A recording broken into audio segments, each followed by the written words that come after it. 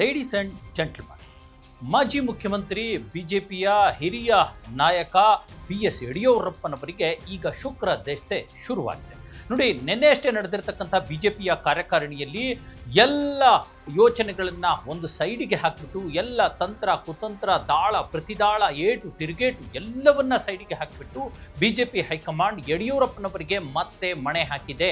ಅಂದರೆ ಅವರ ನೇತೃತ್ವದಲ್ಲೇ ಮತ್ತೆ 2028ರ ಚುನಾವಣೆ ಹೋಗುವಂಥದ್ದು ಮತ್ತು ಅವರ ಮಗನ ಆಗಿರ್ತಕ್ಕಂಥ BY ವಿಜೇಂದ್ರ ಅವರ ಅಧ್ಯಕ್ಷತೆಯಲ್ಲೇ ರಾಜ್ಯ ಬಿಜೆಪಿ ಪಕ್ಷ ಮುಂದುವರಿಯುವುದು ಅನ್ನುವಂಥ ಎಲ್ಲ ಒಂದು ನಿಟ್ಟಿನ ತೀರ್ಮಾನಗಳು ಹೊರಗಡೆ ಬಂದುಬಿಟ್ಟಿದೆ. ಹಾಗಾಗಿ ಈಗ ಯಡಿಯೂರಪ್ಪನವರಿಗೆ ಮತ್ತು ಅವರ ಪುತ್ರ ಆಗಿರ್ತಕ್ಕಂಥ ವಿಜೇಂದ್ರ ಅವರಿಗೆ ಆನೆ ಬಲ ಬಂದಿದೆ. ಇದು ಯಾಕೆ ಹೀಗಾಯಿತು? ಈಗಾಗಲೇ ಒಂದಷ್ಟು ಬೇರೆ ಬೇರೆ ರೀತಿಯ ಬೆಳವಣಿಗೆಗಳು ನಡೀತಾ ಇತ್ತು. ಯಾಕೆ ಯಡಿಯೂರಪ್ಪನವರನ್ನೇ ಮತ್ತೆ ಈ ಒಂದು ಹೊಣೆಗಾರಿಕೆಯನ್ನು ವಹಿಸಲಾಯಿತು? ಯಾಕೆ ಬಿಜೆಪಿ ಯಡಿಯೂರಪ್ಪನವರನ್ನೇ ನೆಚ್ಚಿಕೊಂಡಿದೆ ಅನ್ನುವಂಥ ಪ್ರಶ್ನೆಗಳು ಮತ್ತೆ ಮತ್ತೆ ಹುಟ್ಕೊಳ್ತಾ ಇವೆ. ಆ ಕುರಿತ ಪ್ರಶ್ನೆಗಳಿಗೆ ಉತ್ತರವನ್ನು ನಾನು ಕೊಡ್ತೇನೆ. ಎಸ್ ವೀಕ್ಷಕರೇ, ನೆಲ ಜಲ ಭಾಷೆಗಾಗಿ ಪ್ರಾಮಾಣಿಕ ಪತ್ರಿಕೋದ್ಯಮ, ನೀವು ನೋಡ್ತಾ ಇದ್ದೀರಾ ಫೋಕಸ್ ಟಿವಿ. ಇದು ಎಕ್ಸ್ಪ್ಲೈನರ್, ನಾನು ಹಬೀಬ್ ದಂಡಿ.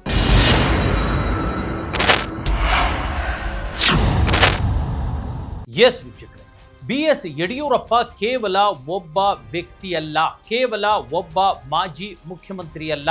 BS ಯಡಿಯೂರಪ್ಪ ಒಂದು ರೀತಿಯ ಮಾಸ್ ಲೀಡರ್ ಅವರು ಅನ್ನುವಂಥದ್ದು ಮತ್ತೆ ಮತ್ತೆ ಸಾಬೀತಾಗ್ತಾ ಇದೆ. ಅದರಲ್ಲೂ ಕೂಡ ಕರ್ನಾಟಕದಲ್ಲಿ ರಾಜಕಾರಣವನ್ನು ಒಂದು ರೀತಿಯ ನಿರ್ಧಾರ ತೆಗೆದುಕೊಳ್ಳುವಂತಹ ಸಮುದಾಯಗಳಿದಾವಲ್ಲ, ಒಂದೆರಡು ಮೂರು ಸಮುದಾಯಗಳು, ಅದರಲ್ಲಿ ಒಂದು ಪ್ರಮುಖ ಸಮುದಾಯದ ಅನಭಿಷಿಕ್ತ ನಾಯಕನಾಗಿ BS ಯಡಿಯೂರಪ್ಪ ಇವತ್ತಿರ್ತಕ್ಕಂಥದ್ದು.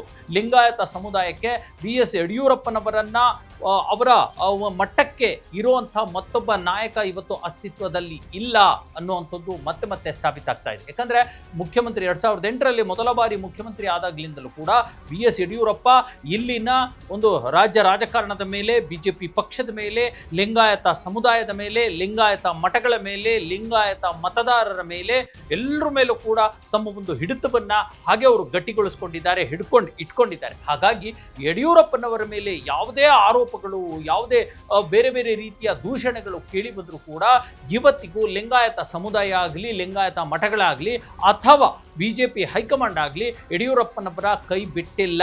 ಅದೇ ಕಾರಣಕ್ಕೆ ಅವರ ಮಗನೇ ಆಗಿರ್ತಕ್ಕಂಥ BY ವಿಜೇಂದ್ರ ಅವರಿಗೆ ರಾಜ್ಯಾಧ್ಯಕ್ಷ ಪಟ್ಟವನ್ನು ನೀಡಿ, ಆ ವಯಸ್ಸಿನಲ್ಲಿ ಕಡಿಮೆ ಇದ್ರೂ ಕೂಡ, ಯಾಕಂದರೆ ಘಟಾನುಘಟಿ ನಾಯಕರು, ಬಹಳಷ್ಟು ಪಕ್ಷಕ್ಕೆ ದುಡಿದಿರೋರು, ಸಾಕಷ್ಟು ಬಿಜೆಪಿ ಸರ್ಕಾರ ಅಸ್ತಿತ್ವಕ್ಕೆ ಬರಲಿಕ್ಕೆ ಸಾಕಷ್ಟು ಕಷ್ಟಪಟ್ಟಿರೋರು ಇದ್ರೂ ಕೂಡ ವಿಜೇಂದ್ರ ಅವರಿಗೆ ರಾಜ್ಯಾಧ್ಯಕ್ಷ ಪಟ್ಟವನ್ನು ಕೊಡ್ತು ಹೈಕಮಾಂಡ್. ಈಗ ಅದೊಂದು ಗೊಂದಲ ಸೃಷ್ಟಿಯಾಗಿತ್ತು.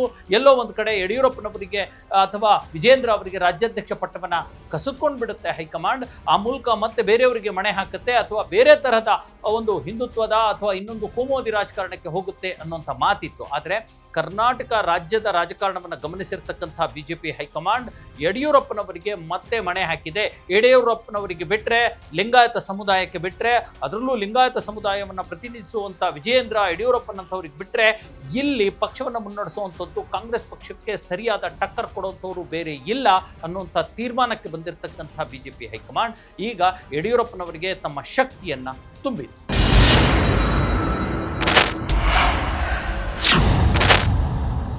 ಎಸ್ ವೀಕ್ಷಕರೇ, ಹಾಗಾದ್ರೆ ಇಲ್ಲಿ ಹುಟ್ಕೊಳ್ಳುವಂಥ ಬಹಳ ದೊಡ್ಡ ಪ್ರಶ್ನೆ ಏನು ಅಂತಂದ್ರೆ, ಬಿಜೆಪಿ ಪಕ್ಷದಲ್ಲೇ ಈಗಾಗಲೇ ಒಂದಷ್ಟು ಬಂಡಾಯ ಎದ್ದು ನಿಂತಿದೆ. ರೆಬಲ್ಸ್ ಶಾಸಕರಿದ್ದಾರೆ, ಒಂದು ರೀತಿಯ ಬಂಡಾಯದ ಬಣ ಇದೆ.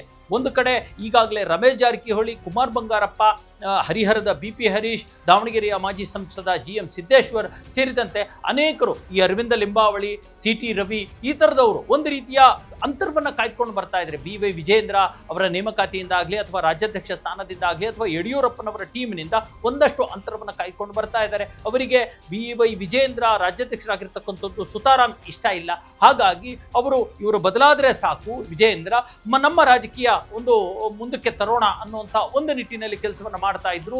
ಹಾಗಾಗಿ ಜೊತೆಗೆ ನೋಡಿ, ಪ್ರತಾಪ್ ಸಿಂಹ ಕೂಡ ಸಾಕಷ್ಟು ಬಾರಿ ವಿಜೇಂದ್ರ ಅವರ ನಾಯಕತ್ವದ ಮೇಲೆ ತಮ್ಮದೇ ಆಗಿರ್ತಕ್ಕಂಥ ಅಭಿಪ್ರಾಯಗಳನ್ನು ವ್ಯಕ್ತಪಡಿಸಿದ್ರು. ಆದರೆ ಈ ಸದ್ಯಕ್ಕೆ ಅವರಿಗೆ ಸೋಲಾಗಿದೆ. ಅವರ ಆಟ ನಡೆಯೋದೇ ಇರತಕ್ಕಂಥ ಪರಿಸ್ಥಿತಿ ನಿರ್ಮಾಣವಾಗಿದೆ.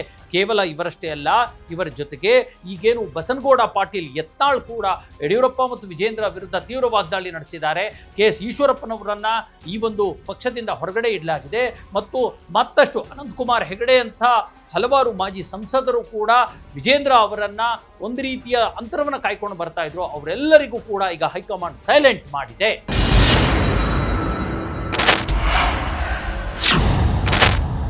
ಹಾಗಾದ್ರೆ ಬಿಜೆಪಿ ಮತ್ತು ಈಗ JDS ಮೈತ್ರಿಯ ಪ್ರಶ್ನೆಯೂ ಕೂಡ ಬರುತ್ತೆ ಅಲ್ವಾ? ಯಾವಾಗ ಯಡಿಯೂರಪ್ಪನವರನ್ನ ಈಗ ಹೆಚ್ಚು ಶಕ್ತಿಯನ್ನ ತುಂಬಲಾಯಿತು ವಿಜೇಂದ್ರ ಮತ್ತು ಯಡಿಯೂರಪ್ಪ ಅಪ್ಪ ಮಗನಿಗೆ, ಈ ಹಂತದಲ್ಲಿ JDS ಜೊತೆಗಿನ ಮೈತ್ರಿ ಕಥೆ ಏನು ಅನ್ನುವಂಥ ಪ್ರಶ್ನೆ ಕೂಡ ಹುಟ್ಕೊಳ್ಳುತ್ತೆ. ನೋಡಿ, ಈಗಾಗಲೇ ಹಲವು ದಿನಗಳ ಹಿಂದೆ ಸ್ವತಃ ಯಡಿಯೂರಪ್ಪ ಮತ್ತು ಯಾರು ವಿಜೇಂದ್ರ ಅವರು ಸ್ವಂತ ಬಲದ ಮಾತನಾಡಿದ್ದಾರೆ. ಇದು ತುಂಬಾ ಎಫೆಕ್ಟ್ ಆಗುತ್ತೆ ಯಾರ ಮೇಲೆ? JDS ಮೇಲೆ. ಹಾಗಾಗಿ JDSನ ನಿಖಿಲ್ ಕುಮಾರಸ್ವಾಮಿ ಈಗ ತಮ್ಮದೇ ಆಗಿರತಕ್ಕಂಥ ಒಂದು ಯಾತ್ರೆಯನ್ನ, ಪಕ್ಷ ಕಟ್ಟೋ ಕೆಲಸವನ್ನ ಮುನ್ನಡೆಸಿದ್ದಾರೆ. ಎಲ್ಲದಕ್ಕಿಂತ ಮುಖ್ಯವಾಗಿ ಈಗಿನ ಬ್ರೇಕಿಂಗ್ ಪಾಯಿಂಟ್ ಏನು ಅಂತಂದ್ರೆ, HD ಕುಮಾರಸ್ವಾಮಿ ಬಿಜೆಪಿಯಿಂದ ಮೈತ್ರಿಯಿಂದ ದೂರ ಆಗ್ತಾ ಇದ್ದಾರೆ. ಹತ್ರಕ್ಕೆ ಬರ್ತಾ ಇರೋರು ಯಾರು?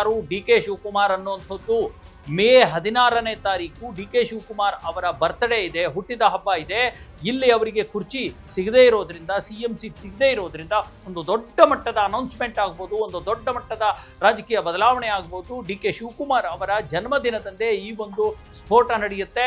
ಹೆಂಗೂ ಕೂಡ ಈಗಾಗಲೇ ಹಲವಾರು ಬಾರಿ ಮಾತು ಕೇಳಿ ಬಂದಿದೆ. BS ಯಡಿಯೂರಪ್ಪ, BY ವಿಜೇಂದ್ರ ಮತ್ತು DK ಶಿವಕುಮಾರ್ ಬಹಳಷ್ಟು ವಿಚಾರದಲ್ಲಿ ಅವರು ಒಟ್ಟಾಗಿದ್ದಾರೆ ಅನ್ನುವಂಥದ್ದು. ಆ ಒಂದು ತಂತ್ರ ವರ್ಕೌಟ್ ಆಗತ್ತಾ? ಇಲ್ಲಿ ಮತ್ತೆ ಬೇರೆ ಥರದ ರಾಜಕಾರಣ ಮತ್ತೆ ಶುರುವಾಗುತ್ತಾ? ಮತ್ತು BS ಯಡಿಯೂರಪ್ಪನವರೇ ಮತ್ತೆ ಸ್ಟ್ರಾಂಗ್ ಆಗ್ತಾರಾ? HD ಕುಮಾರಸ್ವಾಮಿ ಅವರು ಮತ್ತೆ ಕಂಗೆ ಆಗ್ತಾರಾ ಅನ್ನುವಂಥ ಪ್ರಶ್ನೆಗಳಿಗೆ ಸದ್ಯವೇ ಉತ್ತರ ಸಿಗಲಿದೆ.